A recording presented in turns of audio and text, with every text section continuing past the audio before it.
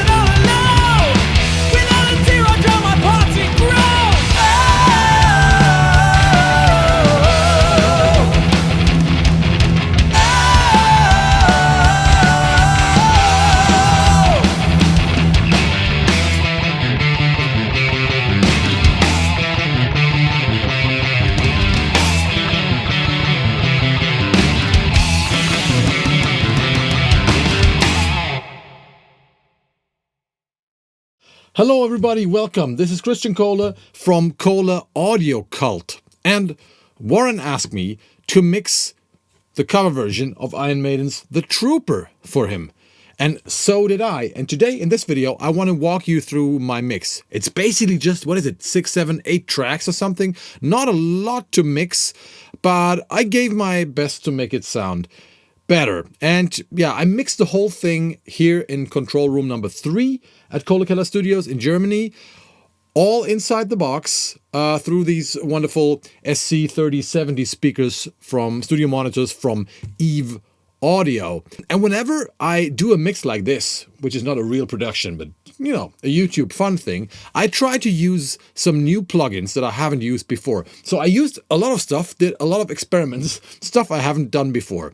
And I'm going to show you everything, pretty much everything. All right, I'm mixing this inside of Cubase. Let's have a listen. So the mix sounds like this.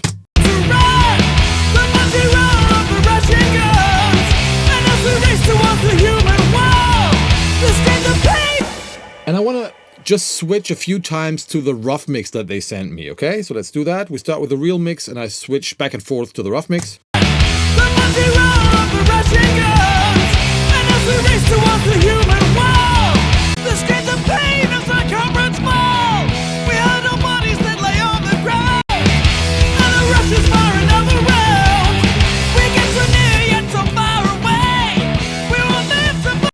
maybe here.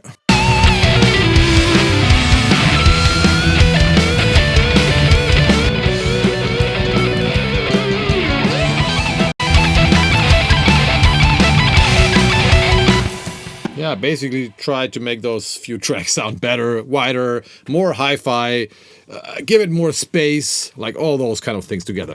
Okay, so let's have a look. Not many tracks, as I told you. I basically just had a pair of overheads, kick and snare. That's not a lot. And as a heavy metal guy, you know, I'm used to having a lot of tracks. So here's what I did. First, let's have a look at the overheads. The overheads actually sounded pretty cool. Let's turn off all the plugins.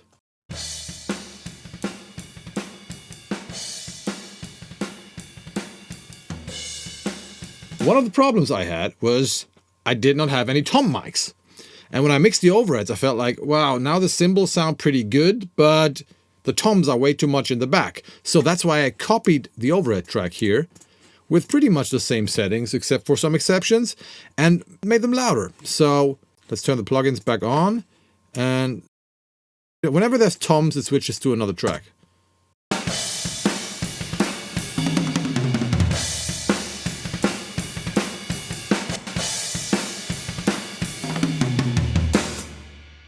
Not perfect, but pretty good, right? And it makes the toms more audible.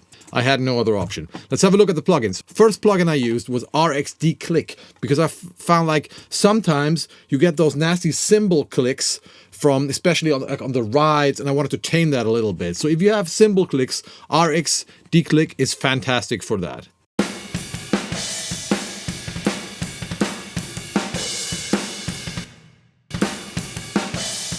Because even if they're natural, they can be a little annoying, those cymbal clicks.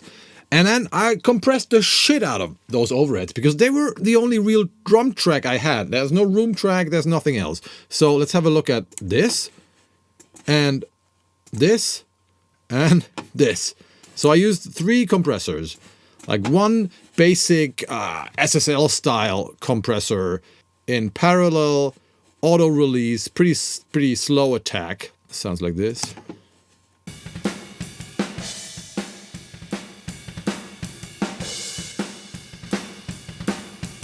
Then we have this plugin from Drummer. It's a soft tube plugin. I ended up using a lot of soft tube plugins, by the way. I don't know what it's doing, but it sounds great. So you got some presets over here. It seems to boost the highs and also compress. And I just turned it to 100% and I liked it.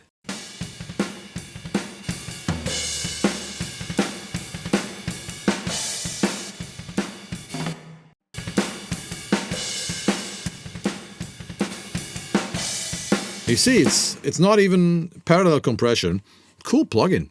Next one, Talkback Limiter, a plugin I use very, very often from Cornef. A very extreme compressor based on the SSL listen back compressor. So this one is in parallel.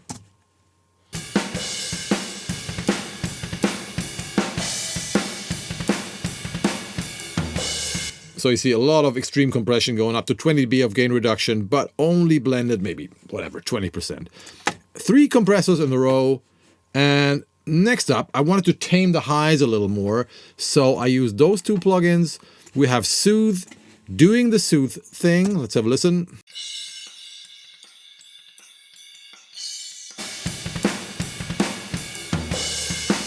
Taming all nasty frequencies around 4K, and here we got a dynamic EQ from FabFilter, just taming the highs whenever they get a little too loud.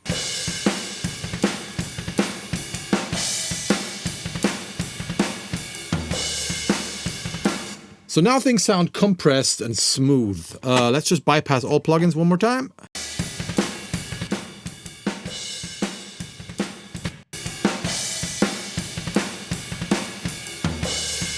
And on the second track, the tom track, you see, it's exactly the same settings. I just removed the 2 smoothing plugins, Soothe and Pro MB, because I don't need them on the toms.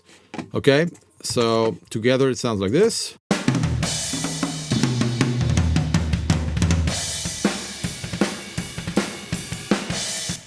So now I only had 2 drum tracks left. One is the kick. Bypass all plugins, sounds like this.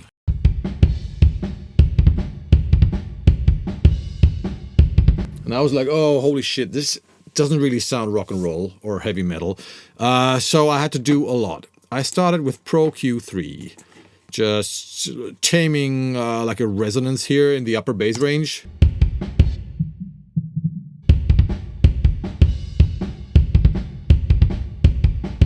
And then one of my favorite plugins, a Pultec on kick drum. We're doing the Pultec thing over here. You see both boosting and cutting the lows at 20 Hertz. Then I'm fully boosting 8K. Love it, like in the broad setting. And we are fully dipping 300 Hertz. And that should make a big difference.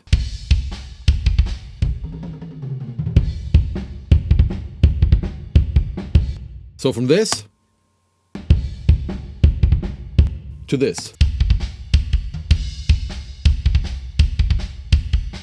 And this is the soft tube Pultec, the tube tech thingy. Then we have drum leveler. I always use it on kick and snare. Just making sure all the hits are pretty much at the same level. And we have another soft tube plugin. Using it for the first time. This is some kind of transient designer called Transient Shaper. Like adding a little punch and also making the kick a little shorter, sustain.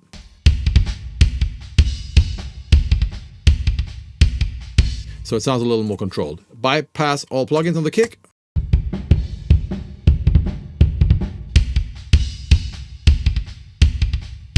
Instant rock and roll, attack, big difference. But that wasn't enough for me. I also used a sample. The sample sounds like this.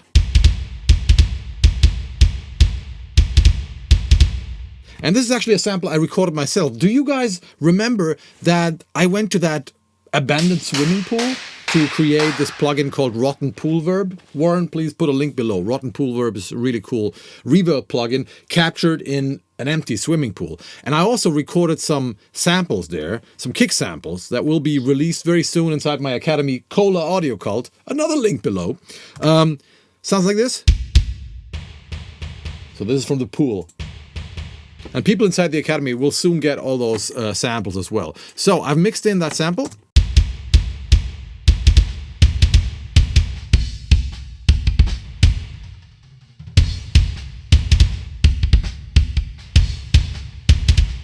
I would say that's like 50-50. All right, that's the kick. Snare, plugins bypassed.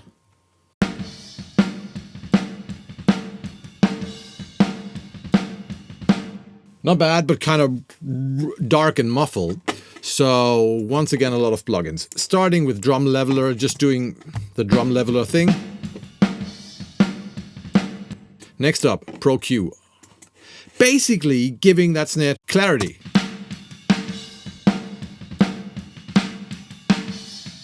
Trying to boost the main punch here, but removing some of the overtones and resonances. Then a huge like mountain over here just to make it in your face. And then I'm removing the very highs to get rid of the cymbal bleed. Another thing, if you want to learn how to EQ snares, there's an entire course inside Cola Audio Cult just about that.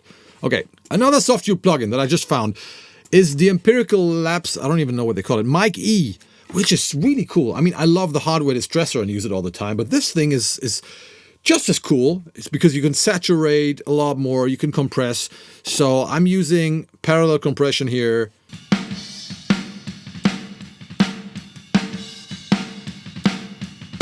Nice punch. Then, of course, another tube tech, Pultec.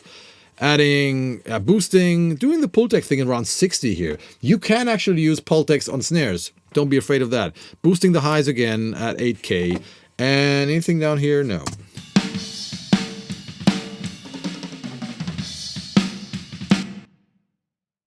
Another transient shaper, adding some punch.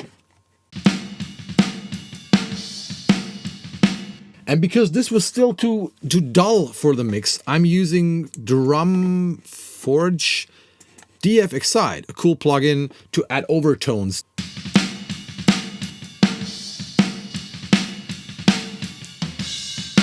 Sounds a little nasty alone, but in the mix, it works. So let's just turn the plugins on and off. Soloed.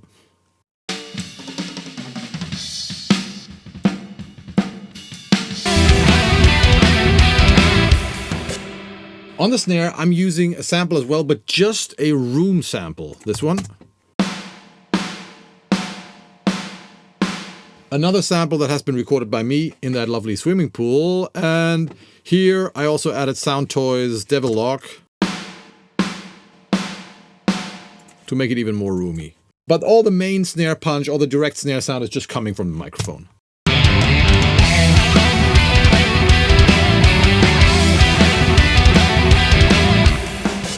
Bass guitar. Lots of plugins again. So let's listen to the DI track. I did not use the amp track they gave me. I didn't like it. So I just used the DI. Starting with a compressor. It's played with fingers, it's fast, stuff, so I wanted to get this under control before I hit the amp. So this is pretty fast compression. Look at this, 2 milliseconds attack. And then I'm hitting Softtube's Amp Room, which is a great plugin. And you see it, it's the standard rock and roll bass setup, just an amp pick.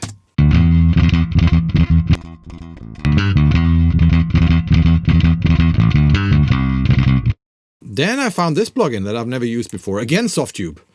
I'm not trying to make any promotion for Softtube here, by the way. It just happened. So this is a multi-band compressor from Drummer. And we see it leaves the highs untouched and mainly compresses the low band and some of the mids.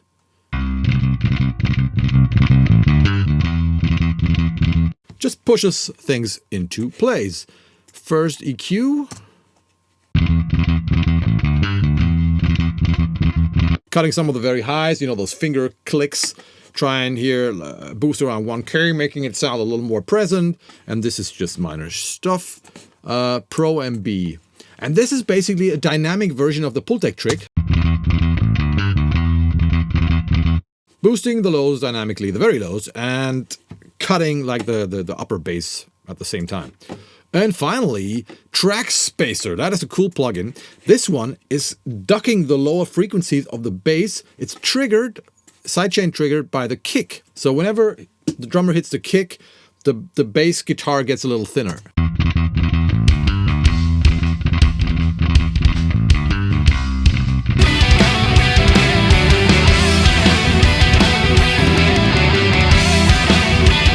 And there's some automation on the bass here. Now we got to move on with the guitars. Hey everyone, I'm Robby Miller, and what a privilege it is to be here to talk about the Trooper. Now, when I think about guitar bands that had those harmonizing lines, those dual guitar parts, I really think of two bands first of all. The first one is Thin Lizzy, and the second one is Why We're All Here, Iron Maiden. Now, when I was thinking about what guitar parts I would do for today's video, I went down a bit of a YouTube rabbit hole and I watched some live footage of Iron Maiden playing the Trooper, one video from 1983 and the next video from 2022. And what blew me away was it's the same band, and by that I mean it's the same amount of energy, it's the same amount of passion is on stage. With all of those years in between, I just thought it was so awesome. It was just really inspiring to see. Another thing I reflected on is that when I discovered Iron Maiden in my teens, I always thought it was really cool that they used Fender Stratocasters or certainly Strat type guitars for a genre that is more often than not stereotyped with big pointy offset guitars. I feel like Iron Maiden sort of always carried a Strat in there, and I thought that was pretty cool. Speaking of which, I've got my Stratocaster with me today. Now, probably would rather have a humbucker in it for this type of song, but we're gonna get by with what I have today. I rolled my tone down a little bit just to shave off that single coil edge. I'm going into my Kemper profiler. I've got my favorite JCM 800 profile ready to go. And I'm using an impulse response from Lancaster Audio, which is a Marshall 1960A 4x12 cab. Let's get into this iconic harmonized guitar riff. We're in E minor. We're going to start with the part that Dave Murray plays.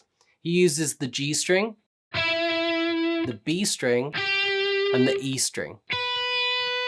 And he starts off on the B string 8th fret, and he hammers on and pulls off between the 8th fret and the 7th fret. Really, we're just trying to do some trills. You just really want to hammer on and pull off as quick as you can, squeeze as many in, and it will sound a bit more like this. And then we're finishing up with that little part. Next up is Adrian Smith's part. Now, he's playing the D string, the G string, and the A string. And we're playing between the 7th and 10th frets. Now, when he does his hammer-on and pull-offs, he's going between the 9th fret and the 7th fret of the D string. And again, you want to squeeze in as many of those trills as you can.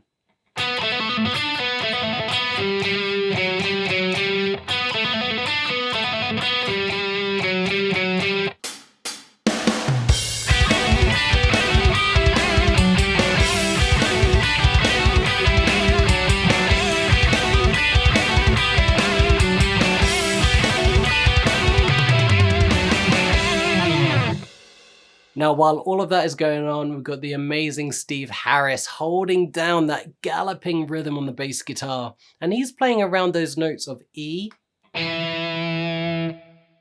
D, and for me, the note that changes it all, the sort of note that really makes this song is that C.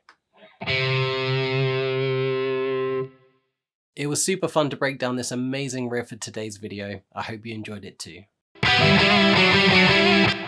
And things sounded so dry. I usually don't use any reverb on guitars, but here I actually used guitar verb, Altiverb with Auto Park preset from the Lexicon 480. Sounds really nice. And a short delay. Like this. Just to give the whole thing a little more space. Plugins used on the rhythm guitars. We're using Pro MB and we're trying to control the palm mutes a little better. So whenever he palm mutes, juga juga juga something, we want to reduce the bass.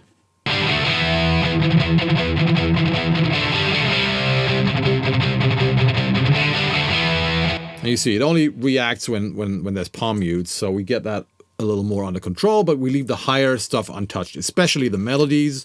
Like, where is it?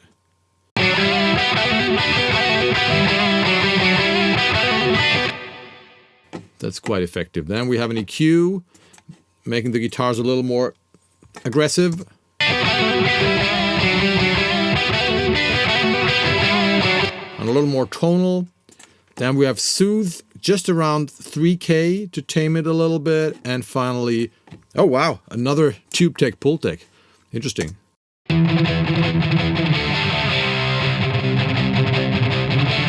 Just slightly boosting here, around 8K again. That seems to be my favorite frequency, right? And we're also boosting a little 200 here.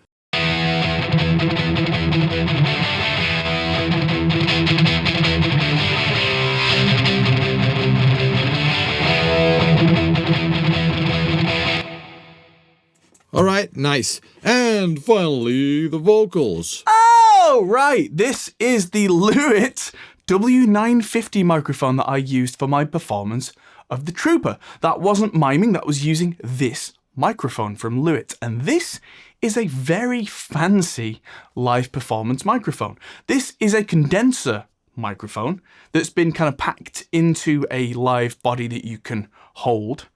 And first question is, why would you use a condenser instead of a dynamic mic live? Well, it's mostly to do with the tone. Most dynamic microphones, they are quite rugged. You can, really bash somebody around or bash it around and it will be fine. Condensers are usually a little more delicate. Apparently this is fairly tough. But dynamics have these kind of spikes in the sound, which a lot of venues can cause real headaches for the sound guy, where condensers are, generally speaking, far more smooth in the high end. Quite often they have a kind of a lifted high end because you can also have kind of a preamplifier in these so you can shape the sound as you desire. What makes the 950 special? Firstly, they've designed it so it can really reject a lot of the spill and a lot of the bleed, which live you're really going to need if you're using a condenser. There is the myth that dynamics reject more sound than condensers, but that's generally from the idea that you tend to use a dynamic microphone on stage from like right here where you're right on top of it, where in the studio with the condenser you're usually like 6 inches away or more, and that's just proximity. And so usually kind of your voice of the volume compared to the input gain required on the preamp, with those dynamics you tend to find there's less bleed, but in fact if you had a dynamic here and a condenser here should be about the same. Let's talk about some of the fancy features of this. Don't be afraid to take the tops off your microphones, guys. You'll be surprised at what you find. This one has some very fancy features. Firstly, it's got the kind of the slightly rounded cover of the condenser with all those fancy holes that work as a very effective late stage pop filter. Of course, there's also the foam inside the basket, which is quite a long basket to give a little more kind of tolerance for pops and plosives, which condensers are more sensitive to. If you're doing like a really nice acoustic show and you've got a couple of inches between you and the mic, you should get wonderful results. If you're like a punk that's spitting into the mic, you might be better off with one of the dynamics. However, this has 3 very clever little switches hidden away under the covers. First one is 0 dB or 12 dB pad. Now, for someone like me with that big metal vocal, I used the pad on there because I definitely didn't want to be clipping the inside of this microphone. I definitely wanted it to be coming through nice and clean. If you're doing more of a kind of an acoustic gig, or even if you're just not a power metal singer, then 0 dB is probably what you want. Next up is flat response, or there is a high pass filter inbuilt, which again will stop this from sending overloading boomf kind of peaks to a preamp and to the front of house guy, which again, if you're a big rock guy doing the super close thing, then that's going to help them out. And last but not least is this funky little switch that switches between a cardioid and a hypercardioid pattern. I had it on cardioid because my vocal booth is really well isolated, so I was going for utmost quality of tone, but with cardioid and hypercardioid, they pick up slightly differently, slightly different amounts of low end. The hypercardioid is generally better at rejecting things coming from not just the exact behind, but from the sides, which is often where a lot of the noise is coming from. If I'm on stage and I'm pointing towards the guitarist, the drummer's probably here and it's going to be, cancelling out a lot of what he's doing, whereas a cardioid might cancel out the guitarist, where we've only actually got the strings, but the stage bleed from all around would still be bleeding in. So hypercardioid can be really useful for live, and having the option means you can choose the tone you prefer and the amount of spill that works for you. If I had this on a stand and I had a monitor wedge directly behind it, cardioid would be ideal for rejecting that. If I had it straight on at me, hypercardioid would reject it from there, and that would be more ideal. So you've got these two options to play with. And the real pièce de résistance of this microphone, if I break the whole head off, you'll see that this has contacts inside, because this can be separated and used on a wireless microphone body.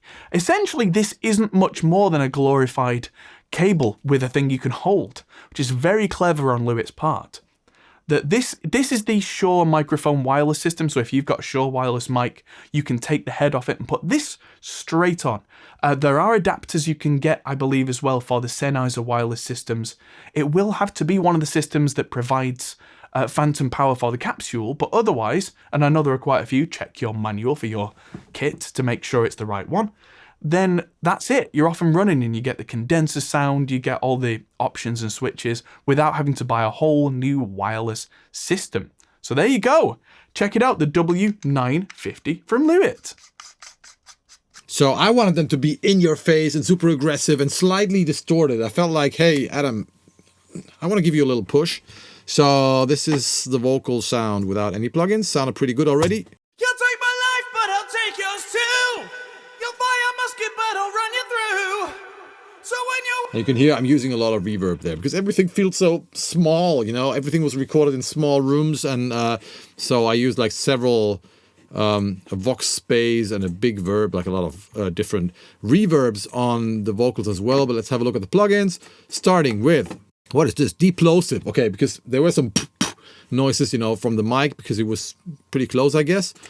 Isotope RX Deplosive, really cool, really great plugin for that. Then we hit this one again, and this time I'm boosting it really hard. But you see here, dry compressor. I'm just slightly blending the compressed signal. my life, but I'll take yours too.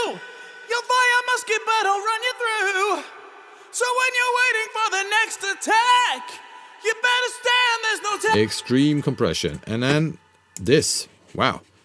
Like more balls down there. More, throaty frequencies. There's no turning back. And some crispy highs. The bugle sounds, the charge begins. But in this battle, And then we have two plugins giving us dirt. Magneto from Steinberg, built-in Cubase plugin. And then this one, I really love this one. Check it out. It's from Audiority Plexi Tape. Obviously, you can see it like an emulation, a tape delay, tube tape delay emulation. And I'm not using the delay here. I'm just using the amp, and it sounds really nice. in this battlefield, no one wins. The smell of acrid smoke endorses breath. As our blood run into sudden death. Certain slight overdrive. The bugle sounds, the charge begins. But in this battle, And finally, and I always try to use that last, after all the distortion and all the stuff that adds highs and nasty shit, I'm using a de-esser. this battlefield, no one wins. The smell of acrid smoke endorses breath. But this is a good sounding vocal track. I think Adam used a Lewitt microphone, didn't he? I'm surprised because they usually sound really bright, and on vocals like this, I would go for something darker, but I have to ask him again what he used. Or maybe Warren, put a link down there. All right, so let's have a listen. The bugle sounds, the charge begins. But on this battlefield, no one wins. The smell of acrid smoke endorses breath. As our blood run into sudden death.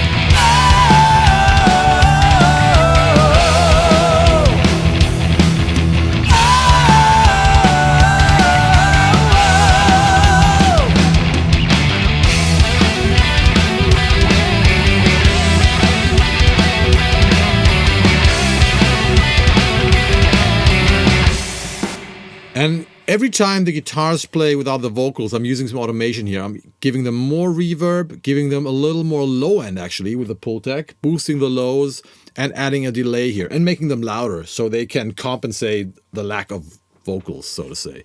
Also, there's some other automation going on here. I'm not going to go into details. I forgot to say the vocals, I think, have already been compressed. You see this during the recording session, which is fine. I love tracking vocals through a compressor, and I guess Adam did the same thing. Last thing I want to show you is the master bus. What do we have there? Oh, once again, this weird little drummer plugin. Acrid smoke endorses breath. As our blood run into sudden death. So this is without anything on the master bus.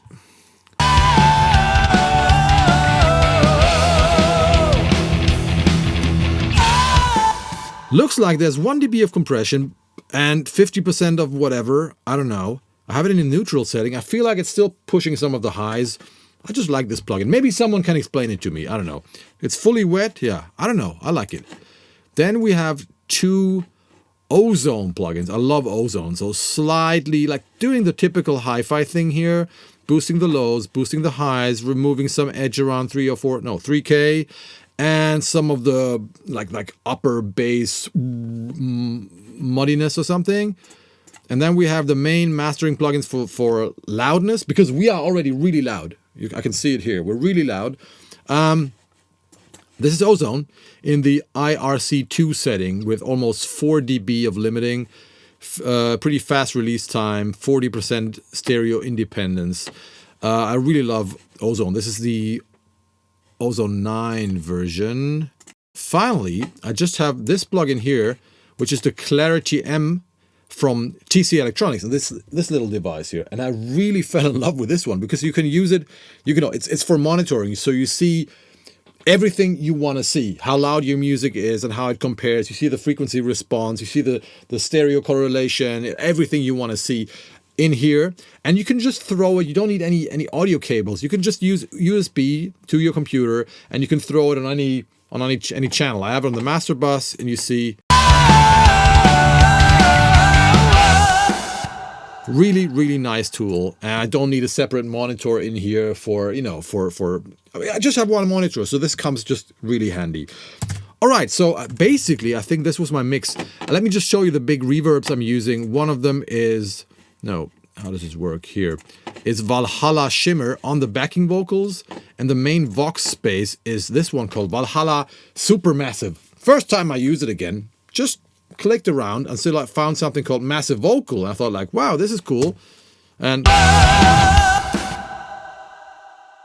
that's a cool big reverb. And it just makes the whole thing sound a little more three-dimensional and big, you know, not like three guys sitting in their home studios recording shit.